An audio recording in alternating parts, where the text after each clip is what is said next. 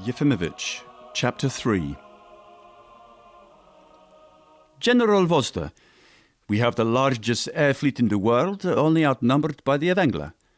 I like to think we are superior, but that's a personal bias.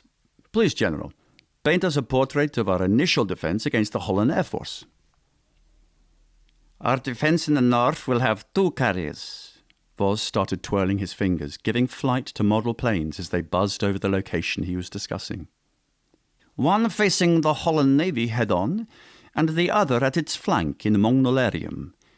There we will have our elite aviator squadron as support and attack during the initial battle. Our air fleet here in Yisra will support our troops within our country, and we will have a small group in the south with our naval fleet in the Landavengler Sea.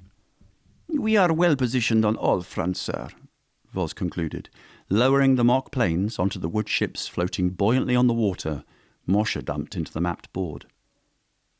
Generals, I want to thank you for your candid and vivid descriptions of the battle yet to be. Unfortunately, there is much more to discuss. So before I arrived, I arranged to have food catered for. Edic, how are we faring on the forecast of cost on this war?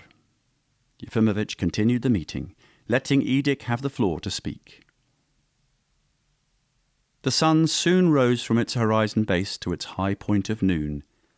The sky was cloudless, the air dry, but inside the war room light was shaded and the air stagnant. Mouths had fallen silent from hours of discussion, and minds turned to mush as they could no longer hold any more information for the times of turbulence ahead. Well, ladies and gentlemen, my mind has been burned to a crisp, and my jaw can no longer speak an eloquent word. Let us call this meeting to an end. Thank you for all your time and for your service. Yefimovich took his stones and cast his cane, shaking a few hands before leaving the room. He saw Aero approach him as he walked outside in the cool desert air. His face reddened from its icy nature, as did his nose. "How did it go, sir?" Aero asked with a salute. "It went well. We all seemed to be on the same page," he answered tiredly. "That's good to hear."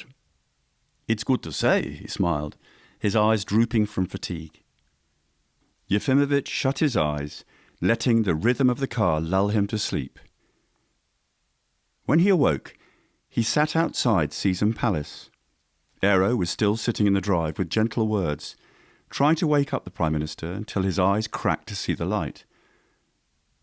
"Prime Minister, we're here, sir," Aero said to him. "Oh, thank you, Aero,"